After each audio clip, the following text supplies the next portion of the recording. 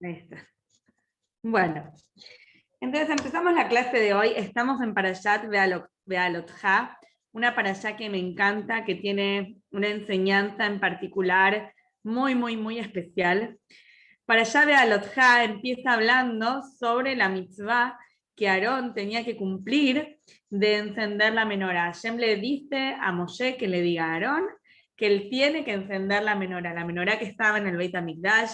Era una menorá que era maciza, de oro, que tenía 7 brazos, y todos los días Aarón a Cohen tenía que encender esta menorá.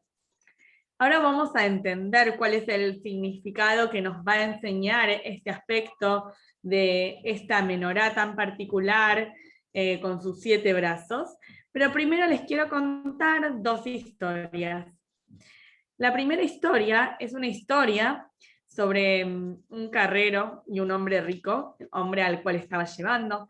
El carrero lleva a un hombre rico de un pueblito a otro pueblito, como se trasladaban en la antigüedad, y llegan al pueblito, era Erev Shabbat, así que Baruch Hashem llegaron con tiempo, se iban a preparar en la habitación del hotel que había alquilado el hombre rico, y le había también reservado una pieza para este hombre, para el carrero, porque el hombre rico tenía que hacer sus asuntos y después volver. Entonces está el hombre rico, ya llegan al pueblito, están en camino en dirección a la posada, al hotel donde se iban a hospedar, y de repente escuchan, ¿sí?, que había una carreta que se había quedado en el barro, en el camino, justo antes de entrar al pueblo. Entonces el hombre rico, sin dudarlo, dice: hay una mitzvah en la puerta, no me la quiero perder, y va corriendo en busca de este hombre yehudí que se había quedado en el barro. Por el contrario, el carrero, que no sé por qué situación, pero no había escuchado esto que había pasado, llegó, detuvo su carreta con sus caballos en la posada y se preparó para Shabbat. Como habían llegado con tiempo para Shabbat, él fue uno de los primeros en llegar al Beit HaKnesset. Y mientras el otro hombre, el hombre rico, se había remangado y estaba ayudando a aquel carrero a sacar la carreta del barro, este hombre que era el carrero se preparó para Shabbat, fue al templo y, como dijimos, fue uno de los primeros en llegar.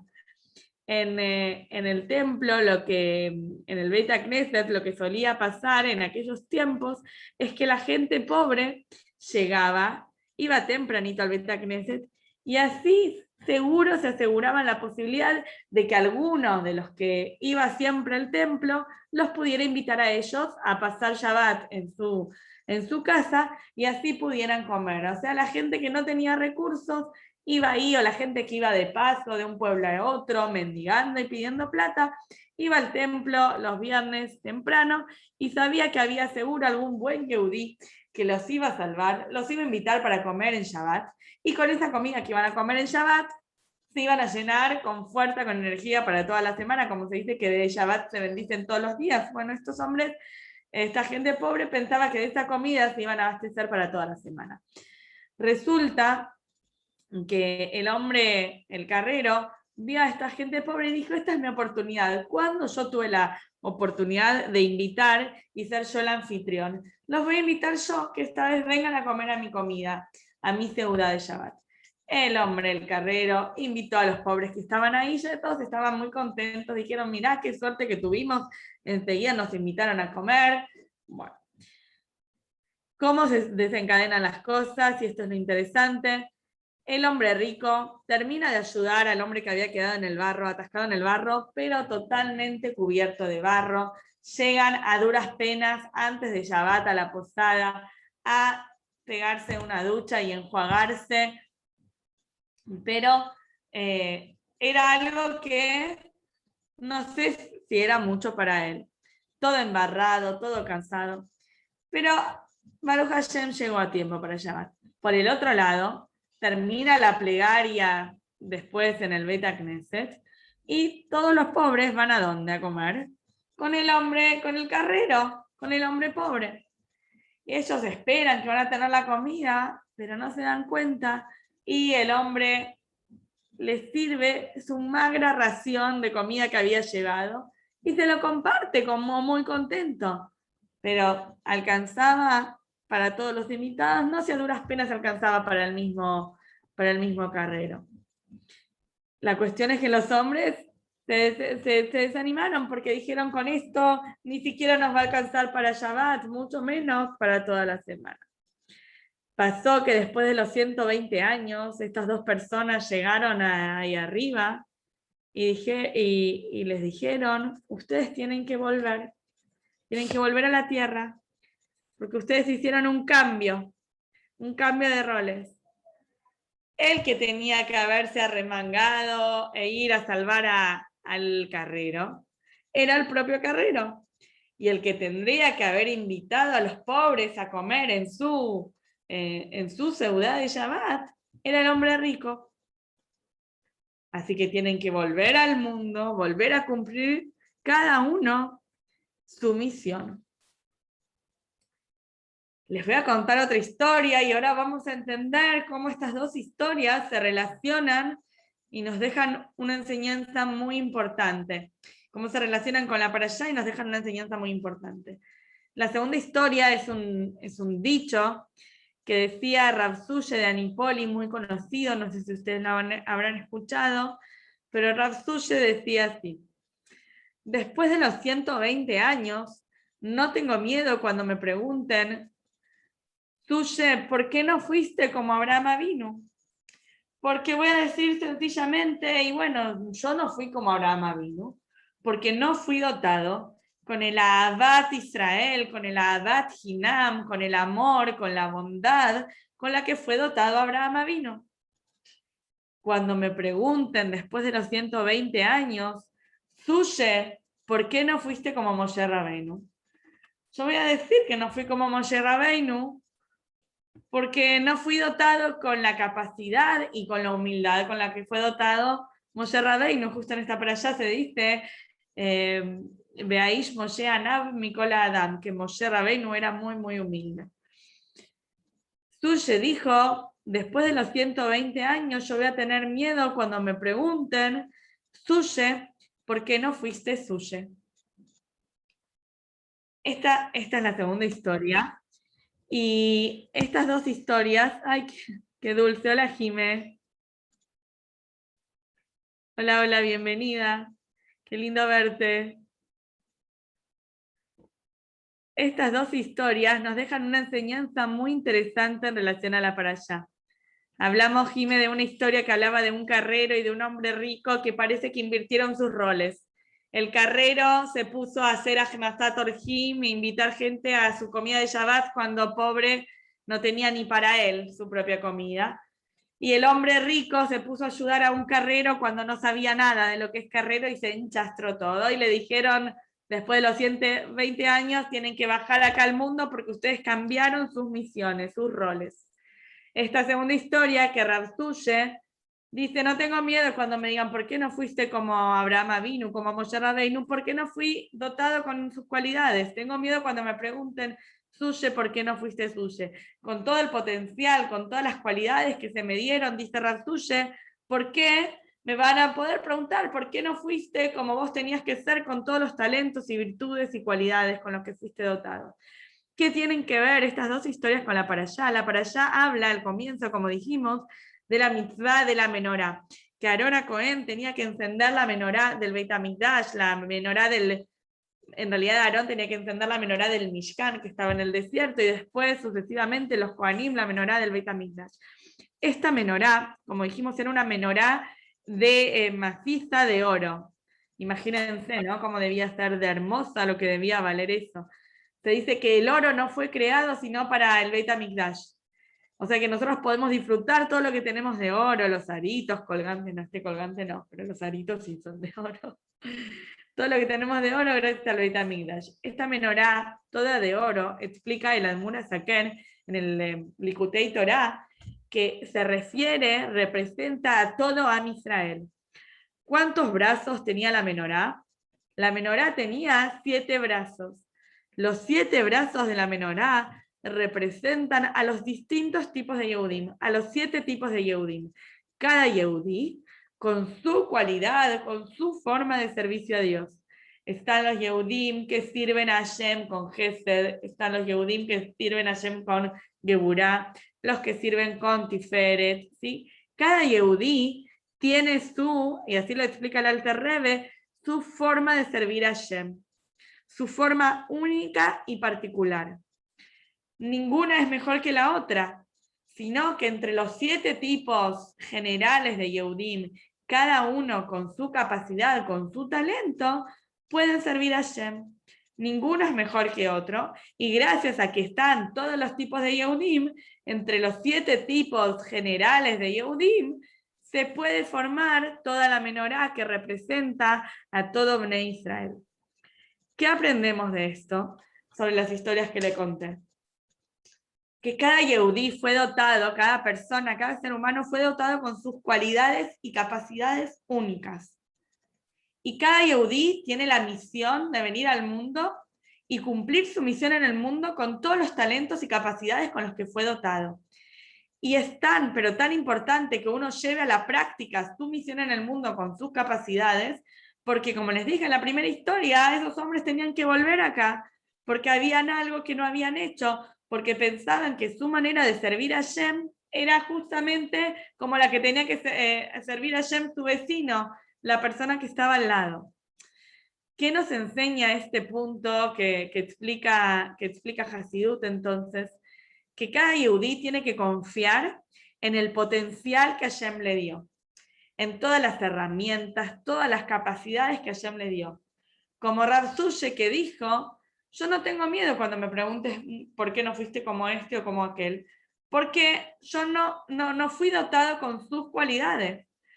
Tengo miedo cuando Hashem me pregunte, Sushe, ¿por qué no fuiste Sushe? Con las cualidades que yo sí te di a vos, Sushe. ¿Por qué no hiciste lo que tenías que hacer? Te di un montón de virtudes, un montón de herramientas. Y tenías una misión en el mundo que cumplir con todas las virtudes y con todas las herramientas que te di. ¿Por qué no hiciste lo que tenías que hacer? ¿Por qué no confiaste que esa era la forma en que vos me tenías que servir a mí?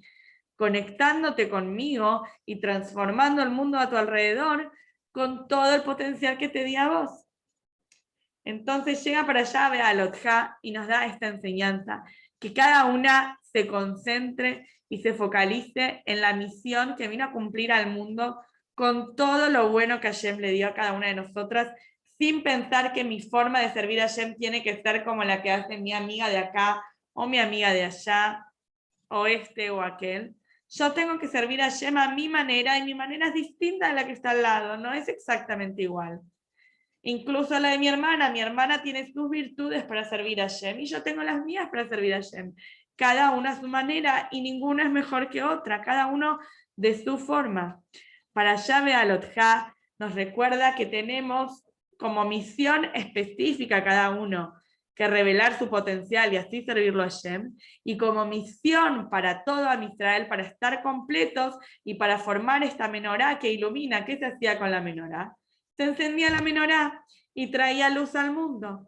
Entonces tenemos como para nosotras la misión de iluminar el mundo por nosotras mismas, y como misión para estar completos como Am Israel, para que la menorá completa pueda estar encendida y pueda iluminar. Les voy a contar unos detallecitos de hecho de la menorá que son también muy interesantes para aprender, y espero que esta enseñanza les llegue y les sirva tanto como me sirvió a mí. O sea, es una enseñanza que escucho para Yad Ve'alotja y enseguida se me viene a la mente. O es una enseñanza que incluso que no sea para Yad Ve'alotja, recuerdo que cada uno tiene su forma de servir a Hashem, y tengo que de hecho respetar que el otro tiene su virtud por otro lado, no igual que la mía. Muy interesante, porque se dice que, como dijimos, que la menorá tenía estas luminarias que se encendían, y en general yo estoy acá sentada al lado, estoy en el comedor de mi casa, con esto de que cada uno está en su casa. Ahí Jim está, la veo, está al lado de la ventana, yo también estoy al lado de la ventana. No sé si se ve que entra un poco de luz por ahí, a ver, ordenada. Sí, ahí está mi jardín. Se ve que entra luz. Y ahí Kim está al lado de la ventana. ¿Para qué sirven las ventanas en las casas, en los hogares?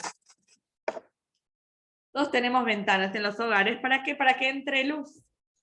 Sin embargo, en el Beit HaMikdash estaba la menorá que se encendía y en el Mishkan estaba la menorá que se encendía, pero a diferencia de tener ventanas para que entre luz de afuera hacia adentro, el Beit HaMikdash se cuenta que tenía las ventanas que eran opuestas, que eran más pequeñas adentro y más grandes afuera. ¿Para qué? Para que en lugar de que sea un lugar que recibía la luz de afuera hacia adentro, el Beit HaMikdash tenía las ventanas dispuestas de tal manera que era para que la luz salga de adentro hacia afuera.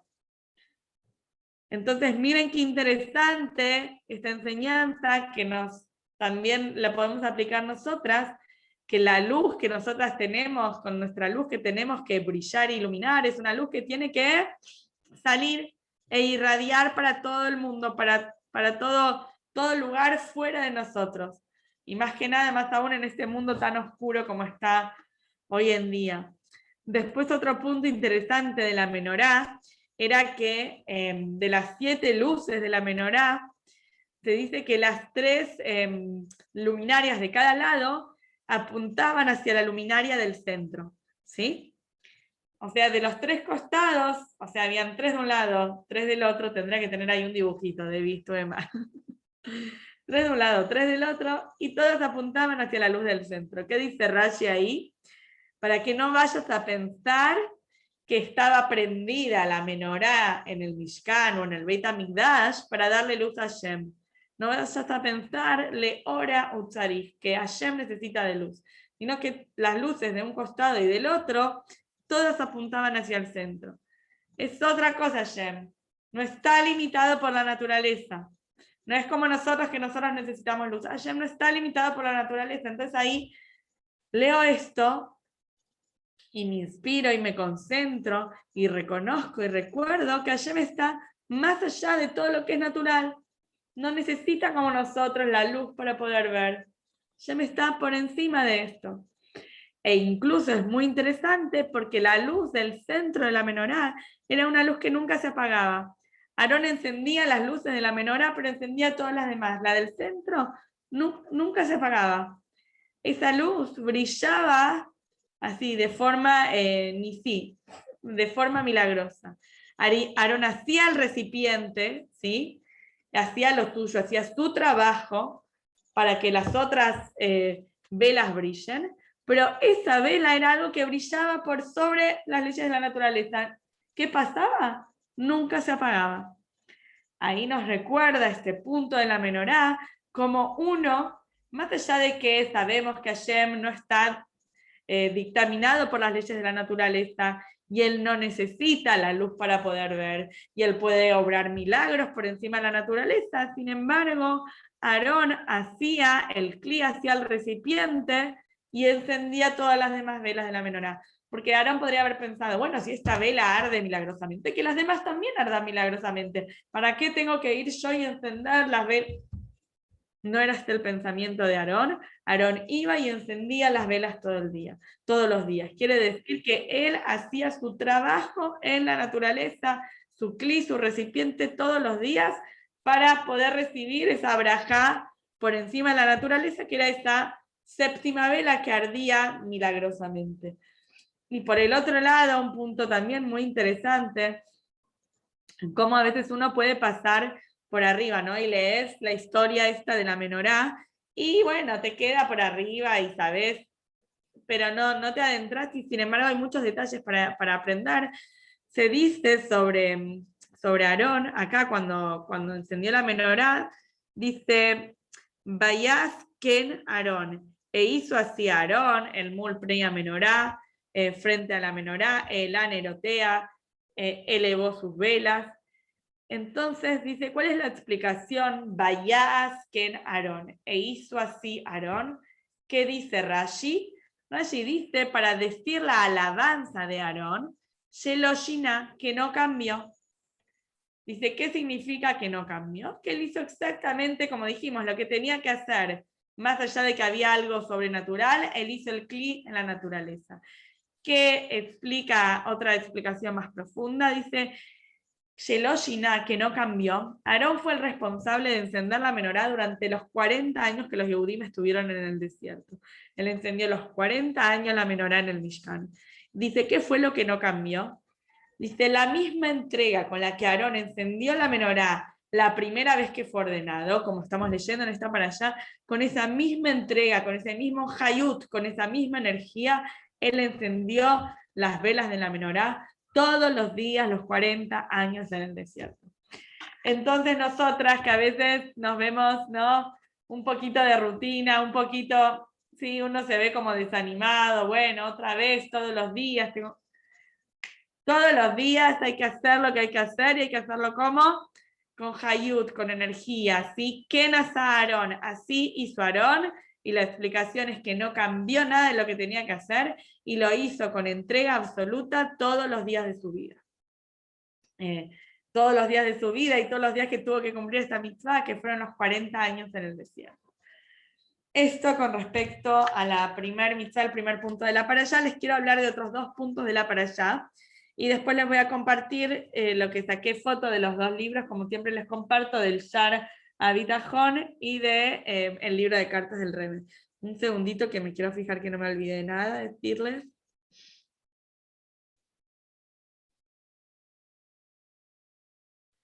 Bueno, estamos. ¿Alguna tiene alguna pregunta, chicas, o seguimos adelante? Tienen acá una responsabilidad muy interesante de difundir, porque todas las chicas, no sé, se desacostumbraron. La semana pasada no di la clase, se pensaron que les daba vacaciones acá. Así que ustedes tienen la misión de difundir las enseñanzas a todas las demás. El próximo punto que se abre en la para allá, que lo conocemos, pero otra vez vuelve a dejarnos una enseñanza muy, muy importante, es el punto sobre Pesach Sheni. En esta para allá es la famosa para allá donde se menciona el tema que pasó el 14 de Iyar. Ustedes saben que después de que los Yehudim salieron de Mitzrayim, Hashem por única vez les dijo ese segundo año, o sea, al año, les dijo, hagan la mitzvah de Pesach. Fue la única vez que Hashem les ordenó que hicieran la mitzvah de Pesach. Hashem les ordena, y como sabemos que habían Yehudim que estaban impuros porque estaban cargando el cuerpo de Yosef Atzadik, y ellos dijeron, la manigara, ¿por qué vamos a vernos disminuidos? Se acercaron a Moshe y le dijeron, nosotros también queremos cumplir con la mitzvah de Pesach, pero no podemos cumplirla. Hashem nos ordenó, pero nosotros estamos impuros. Y ahí Moshe les dijo, bueno, esperen, voy a hablar con Akadosh Baruj Hu, así miren cómo se conectaba Hashem con Akadosh Baruj Hu. Voy a hablar con Akadosh Baruj Hu y le voy a preguntar a ver qué responde. Y Akadosh Baruj Hu, ¿qué respondió? Así, correctamente, muy bien. Ellos tienen muchas ganas de cumplir esta mitzvah, la mitzvah de Pesach. No se quieren perder la oportunidad, están ocupados de una mitzvah, no quieren dejar pasar otra mitzvah. Les voy a dar la oportunidad que enciendan, me quedé con las velas de la menorá, que ofrenden el corbán de Pesach, el 14 de Nisan, el 15 de Nisan no van a poder, que lo hagan un mes después, el 14 de Iyar. Esta es la historia que todas conocemos. Ahora esta historia nos da una enseñanza muy interesante y la vamos a ver ahora también después un poquito más en profundidad. Todo el grupo de Yehudim que estaban impuros porque estaban cargando el cuerpo de Yosef, no dijeron, bueno, nos quedamos callados, bueno, no podemos cumplir la mitzvah, no la cumplimos, hacho, ya está, ahora que se eleven ellos, que se conecten ellos con Hashem. Esa no fue esa actitud. La actitud de ellos fue, ¿cómo? Tenemos la oportunidad de cumplir una mitzvah. Nos queremos perder esta oportunidad. Hagamos algo. Hagamos algo. Hablemos y pidamos a Hashem que nos dé otra oportunidad. Ellos no se quedaron cruzados de brazos en su casa. No me sale ahí, ¿no? Pero ahí está. Ahí está, los pongo más arriba para que se vean. No se quedaron cruzados de brazos. Ellos hicieron algo, tuvieron la idea y dijeron la idea a Moshe, a ver Moshe, ¿qué te parece? Por favor, pedile a Hashem, nosotros queremos tener otra oportunidad. ¿Y Hashem qué hizo? Hashem les respondió, les dijo sí, van a tener la oportunidad de hacer Pesach Sheni el 14 de Iyar. Díganme ustedes qué enseñanza podemos tomar de esto para nuestra vida diaria. A ver, según lo que estamos aprendiendo, chicas, ¿qué enseñanza podemos aprender? Así toma un poquito de té, pobre. Ahí a Jime la única que veo, pero se supone que por ahí están Yasmín, Esti, Debbie. ¿Qué enseñanza podemos aprender, chicas? Que te da como una segunda oportunidad de siempre mejorar o arrepentirte o eso. Muy bien, perfecto. Comprende. Hashem comprende. ¿Cómo? Que perdona, comprende o Que Hashem que somos perfectos. Que Hashem siempre da una segunda oportunidad y que comprende que no somos perfectos. Justamente eso es lo que dice el Rebbe en el Ayom Yom, que ninguna situación está perdida, que uno tiene que saber que siempre hay una segunda oportunidad. O sea, el Rebbe dice justamente esto, que Pesach Sheni nos viene a recordar que siempre hay una segunda oportunidad, que existe lo que es la Teshuvah, si no pude hacerlo correctamente una primera vez, lo puedo hacer una segunda. Perfecto, eso es lo que está escrito. Ahora tenemos otra cosa para aprender. ¿Cuál fue la actitud de esta gente? Bueno, no podían. Bueno, ya está, no puedo ofrendar el Corban Pesach. Me quedo sentado, cruzado de brazos. Miren que se los hice. ¿Se quedaron sentados, cruzados de brazos ellos? Pusieron voluntad. Pusieron voluntad y ¿qué hicieron? Le pidieron, hablaron, tuvieron la idea, hablaron, dijeron, no queremos, Lama ni Gará, ¿por qué nos vamos a quedar nosotros más abajo? ¿Por qué vamos a perder? De acá aprendemos que cuando nosotras queremos conseguir algo, ¿qué tenemos que hacer? Tenemos que hacer algo al respecto, tenemos que pedirlo entonces. De este tema que se menciona en la parashá, es la enseñanza para nuestra vida diaria, que cuando queremos conseguir algo, tenemos que hacer algo al respecto, tenemos que pedirlo, Hashem está ahí esperando a que nosotras lo pidamos. ¿Por qué? Que les dije, lo íbamos a estudiar más en profundidad. Rashi dice que es Zognut Ángel Israel, dice que esto es para ver como un desprecio, como algo negativo de Am Israel, que no ofrendaron el Corban Pesach, sino solamente, como les dije, ese primer año, o sea, cuando fue el cumpleaños de que salieron de Mitzrayim, ese año ofrendaron el Corban Pesach, nunca más lo ofrendaron. En realidad, ¿por qué ellos ofrendaron el Corban Pesach? No en Pesach Sheni, sino el Corban Pesach el primero, porque Hashem les ordenó. Hashem todos los años posteriores no les ordenó, y bueno, esperaron a entrar a la tierra de Israel, que ahí Hashem les volvió a ordenar. Pero nosotros tenemos la enseñanza que los que estaban impuros, en ese momento dijeron la manigara, y Hashem les dio la oportunidad de Pesach Sheni. ¿Qué explica Hasidut al respecto? Donde se dice, en vez de mirar como... mirá qué mal que Bnei Israel solo ofrendó el primer año y no todos los demás años. ¿Cómo se entiende esto? ¿Cómo se explica? En el aspecto así, mirá qué mal que Bnei Israel solo pidieron, o sea, solo estuvo este grupo que pidió la segunda oportunidad para ofrendar Pesach Sheni en el primer año. Si todos los demás años Bnei Israel, por más de que Hashem no les había ordenado, hubieran pedido, nosotros Hashem, aunque vos no nos ordenás, nosotros queremos hacer el Corban Pesach, seguro que Hashem les hubiera respondido que sí. Entonces de acá tenemos la enseñanza de cuánto tenemos que nosotros pedir por Mashiach, que como decimos es el all inclusive y va a traer todo lo bueno para todos. Que Hashem está ahí esperando a que nosotros pidamos. O sea, el all inclusive sí es todo completo.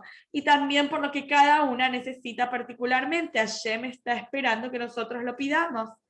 Que eso que vos necesitas, hagas algo al respecto y lo pidas. La braja está ahí para llegar. Vos tenés que hacer algo y pedirla. Hay una famosa historia del Baal Shem Tov que un Motzei Shabbat le dice a sus alumnos: acompáñenme a un viaje. Sabía que el Baal Shem Tov se subía a una carreta y de repente se le hacía un milagro de Psittata Derek, se la cortaba el camino, el Baal Shem Tov llegaba más rápido a donde tenía que llegar, y llegan a la casa de una familia muy, muy, muy pobre. Y sin embargo el Baal Shem Tov les dice, bueno, que están hambrientos, y les sirve una comida. Y los alumnos se dan cuenta que la familia esta duras penas tenía para comer. Era tipo la historia del carrero que tenía duras penas para él. Pero así se comporta el Baal Shem Tov, y la familia lo poco que tenía lo comparte con el Baal Shem Tov y sus alumnos. No solo esto, sino que el Baal Shem Tov pide si tienen algún lugar para que ellos se queden a dormir. Y la familia acepta, se quedan a dormir, y al otro día otra vez, ¿qué tienen para comer? La familia le termina dando hasta lo último que tienen. Y los alumnos no entienden nada, cómo el Baal Shem Tov no se da cuenta, esta gente se le está sacando lo último que tiene, ¿cómo puede ser que sea tan egoísta? Nosotros sí tenemos posibilidad de comer, ¿por qué estamos sacando a esta familia lo último que tiene? Los hijos de esta familia ya lloraban del hambre que tenían, y el papá, que era una persona muy, muy agradecida y nunca se quejaba, después de que parte el Baal Shem Tov, ya vaciaron la casa de este Yehudí, el Baal Shem Tov se va con sus alumnos, los alumnos se quedan así todos sorprendidos, no saben qué está pasando, y el papá, cuando se va el Baal Shem Tov, dice: mira, Hashem, yo siempre fui muy agradecido con todo lo que vos me diste, pero ahora ya está, no puedo, mis hijos están llorando de hambre, no puede ser, yo no tengo que darles de comer. Resulta que el papá hace tefilá, y se sucede todo un hecho de cómo de repente el papá tenía como una posada, y él tenía un bidón de vodka, que ya ni vodka tenía, pero viene un señor muy hambriento, medio borracho, y le dice que por favor le dé un vaso de vodka, y este hombre no sabía qué inventar, pero dijo: si no le doy nada, no sé cómo puede terminar. Agarra, le tira un poco de agua a la vasija de vodka, al bidón de vodka, y el agua que salió dentro del bidón de vodka con ese gustito de lo que quedaba en las paredes del bidón, se lo dio a este hombre, este campesino. El campesino dijo: uy, nunca probé un vodka tan rico, y cuando le va a pagar le trae una moneda de oro. Y se va. Y así día a día este hombre fue viniendo y pidiendo por este vodka especial que tenía este Yehudí, y le fue dando una moneda de oro, hasta que demuestra decir que este Yehudí con su familia se hicieron ricos de todas las monedas que juntaron de este hombre, que parece que había encontrado un tesoro abajo de un árbol en el bosque, y era un hombre ebrio y lo quería derrochar en alcohol. Eso le gustaba, ni estaba tan borracho que ni sentía cuánto gusto tenía el vodka. Pero el punto era que Hashem se lo mandó. ¿Por qué? Dice: porque el Baal Shem Tov terminó explicando a sus alumnos, y así les explicó. Este Yehudí tenía una brajá, yo vi que tenía una brajá inmensa, una riqueza inmensa que tenía que llegarle a él del Shamay. Pero este Yehudí era tan agradecido y nunca pedía que le bajara, siempre estaba tan agradecido con lo que tenía, que entonces esta riqueza nunca bajaba porque él nunca la pedía. Entonces por eso tuvimos la necesidad de ir nosotros, de vaciarla hasta la última, que ya no tengan más nada, y que ahí este hombre tuviera que pedir. Cuando ahí pidió, ahí bajó toda la riqueza de golpe. Obviamente que nosotras tenemos que ser agradecidas con lo que tenemos, ni hablar, que sí, es uno de los principios fundamentales. Yehudí, viene la palabra Yehudá, que es agradecer, que somos, en nuestra esencia somos agradecidos, pero por el otro lado pedir, porque a veces las brajot están ahí y uno tiene que pedir para hacerlas que bajen, para materializarlas. Este punto es el que nos llevamos de esta parashá de Pesach Sheni. ¿Cuál es lo último que nos llevamos al final de esta parashá? Te cuenta la famosa historia de Miriam, que Miriam hizo como sin quererlo, cuando se enteró, ¿sí? Estaba en una charla con su cuñada, con Zipora, con la hermana de Moshe, con la esposa de Moshe. Miriam estaba charlando con su cuñada, Zipora, entonces otra vez la esposa de Moshe. Y Zipora le contesta, le cuenta, le dice, mirá, justo habían dos hombres, Eldad y Meidad, que estaban teniendo profecía en el campo, en el campamento. Entonces Zipora le comenta a Miriam, seguro ahora sus mujeres van a tener que estar separadas de ellos, porque cuando tienen contacto con la profecía divina, cuando tienen contacto con Hashem, no pueden tener cercanía, ¿sí? Intimidad con sus esposas, con sus mujeres. Cuando Zipora hace este comentario, Miriam entiende, dice, wow, ¿cuánto tiempo habrá tenido que estar Zipora separada de su propio esposo Moshe? Si Moshe estuvo, ¿sí? En un momento 40 días y 40 noches hablando con Hashem, y en otro momento 40 y 40 noches, y todo el tiempo tiene que estar predispuesto para hablar con Hashem, entonces está separado por completo de su esposo Zipora. Miriam comenta esto con su hermano Aarón, pero no lo comenta con negatividad, sino comenta diciendo, wow, mirá lo que pasó, como por un lado, qué paciencia, qué valiente que tiene que ser Zipora. Y sin embargo, Hashem dice, acá hablaron habló, dice, Aarón escuchó, pero Miriam habló algo que estaba de más, algo que no tenía que hablar, y la castigó con tzarat, con lepra. Dice, sin siquiera haber estado pensando en hacer algo negativo, Hashem la castigó, cuanto más cuando uno habla algo, si es que habla que no tiene que hablar, ¿no? Uno se tiene que cuidar. Y entonces cuando Moshe ve de que Miriam es castigada con lepra, entonces Moshe hace una tefilá y dice, el na refa na la. Hashem, por favor, curala, Hashem, a ella. Moshe hace la tefilá, pide que Miriam sea curada, y después de 7 días a Miriam se le va la lepra y Miriam se cura. Entonces, ¿qué 2 puntos aprendemos de esto? Y les voy a leer una Yom Yom interesante, que en la Yom Yom son los dichos que el Rebbe trae para cada día, y hay uno que es muy interesante. Y el punto es, primero, de que Moshe pide refuá por su hermana, ¿sí?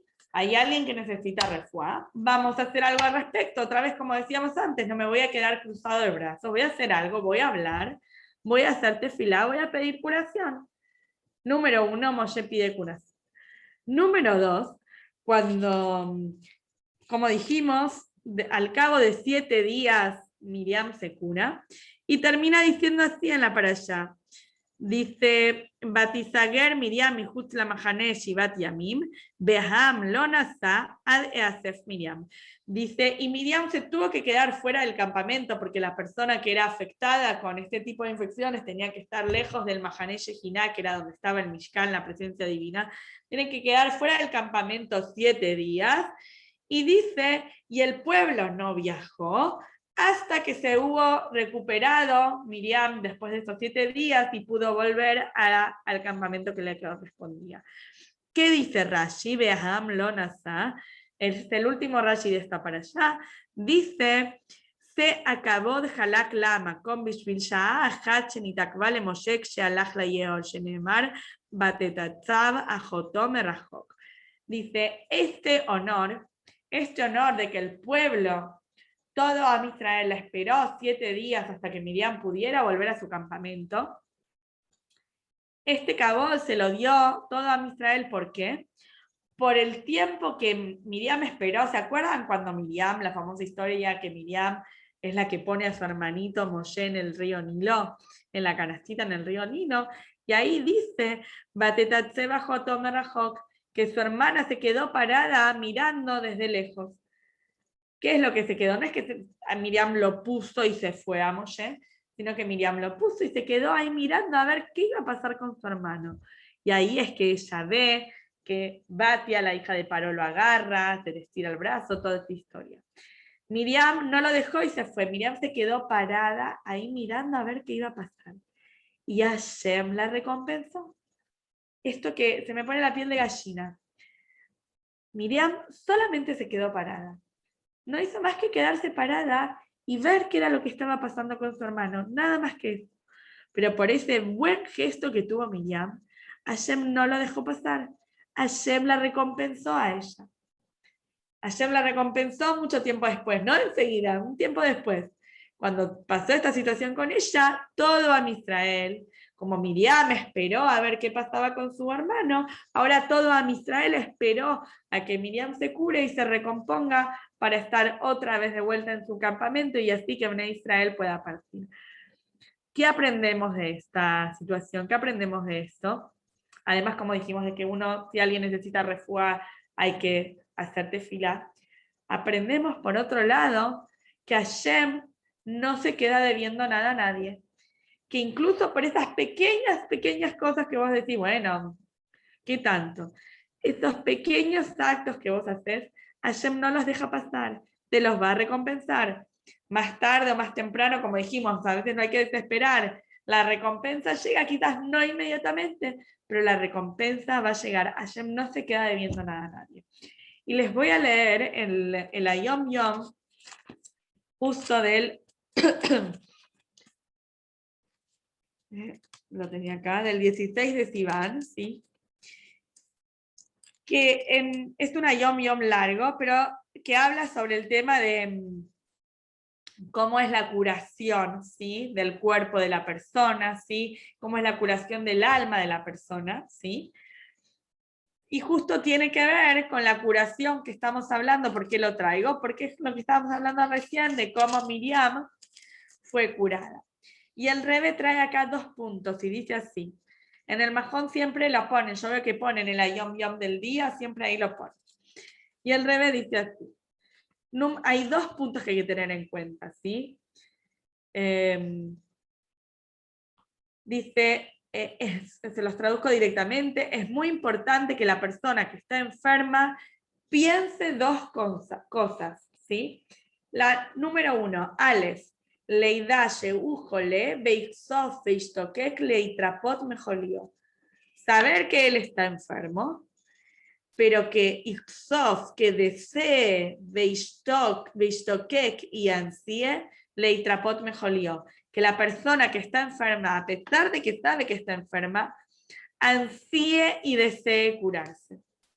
Si la persona que está enferma no tiene, tipo está totalmente dejada, y no se quiere curar, y no pone voluntad, no va a funcionar. El Rebe dice, punto número 1, una persona que está enferma, entonces esa persona tiene que ansiar y tiene que desear curarse. Número 1. Punto número 2. Bet, ayediaye yahole y trapot, beatikvau bitajón gamur, kibeestrata shemit baraj y trape mejolío. Y el punto número 2, así como tiene que tener ansias, como dijimos recién, y deseo de querer curarse, el punto número 2 es ayediaye yahole y trapot, el saber que se puede curar. El saber, tenerlo integrado, ¿sí? Yedía de edad, de tenerlo integrado que se puede curar, y la esperanza y la confianza completa, ubitajón gamur, como dice Hashem, dice acá, que con la ayuda de Hashem se va a curar de su enfermedad. Quiere decir que el Rebe dice 2 puntos para transmitir, que no sepamos, pero de la gente que necesita curación. Número 1, que la persona tiene que desear y ansiar curarse. Número 2, que la persona tiene que estar segura que se va a curar y tener confianza total en Hashem, que Hashem lo va a curar de su enfermedad. Y como está dicho, que la persona que tiene bitajón y se cura, y que no, que más allá, más rápido de lo que dicen los médicos y demás, esa persona que se cura porque tuvo una confianza fuerte en Hashem, se dice que esa persona no estuvo enferma milejat gila. No quedan marcas, no queda secuela, no queda nada. Esa persona que está confiada que se va a curar, no está enferma desde un principio. Les voy a leer primero la carta del Rebe, porque la carta del Rebe que elegí, que yo les estoy leyendo, justo habla sobre este tema de curación. Y dice así ya terminamos. Dice, saludos y bendiciones. Es una carta del 16 de Lul. Su carta, sin fecha, expone que el médico le ha dicho a su esposa que debe estar algunos días hospitalizada para hacerle estudios, y usted añade que su esposa tiene miedo del hospital por diferentes razones infundadas. Es esto lo que usted debe explicarle, en palabras que sean apropiadas al estado mental presente de ella, ¿sí? Dios creó el mundo y es Él quien lo conduce. También en el hemisferio inferior, donde nosotros estamos situados, como en el hemisferio superior, donde usted está situado. Él habló y cobró existencia. Él ordenó y perduró, ¿sí? El pasuk de la Torá, ¿sí? De que Akadosh Baruj Hu habló y creó el mundo, ¿sí? Hashem ordenó y las cosas se mantuvieron. De ahí, nada tiene lugar en el mundo sin él, y todo lo que él desee tiene lugar. Quiere decir de que si Hashem habló y creó el mundo, nada tiene lugar en el mundo sin él. Todo lo que Hashem desee tiene lugar. No obstante, Dios quiere que hagamos un medio en la naturaleza. Desea que las cosas sucedan de manera natural. Porque podríamos decir que Hashem habla y crea el mundo. Y bueno, que Hashem hable y que la persona se cure. ¿Para qué la persona tiene que ir bejlal al médico? ¿Para qué la persona tiene que hacer un tratamiento y hacer algo para curarse? Que Hashem habla y se crea el mundo. Si lo que Hashem dice se mantiene, que Hashem hable y ya. ¿Para qué tengo que hacer esto o aquello? Sin embargo, Dios quiere, como dijimos, que hagamos un medio en la naturaleza, desea que las cosas sucedan de manera natural. Cuando el judío o la judía no se siente bien y hay que llamar al médico, esto no significa que el médico hará lo que tenga ganas de hacer. Lo que realmente sucede es que Dios ha elegido a este médico como su emisario y para que lleve a cabo su misión. Cuando se tiene bitajón, cuando se tiene confianza, confiar más allá de toda duda en que Dios conduce al mundo, se concede entonces el privilegio de ver esto también con los ojos carnales en cada paso. Se ve cómo Dios nos lleva a cada uno de nosotros de la mano y nos conduce por el camino que sea mejor para nosotros, tanto material como espiritualmente. Por consiguiente, cuando tu esposa vaya al hospital, ¿sí? Le dice el Rebe a este hombre, le escribe, por órdenes del médico, estará aún así bajo la supervisión de Dios. Y él velará por ella y se ocupará de que todo salga de la mejor manera posible, tanto para su salud física como mental.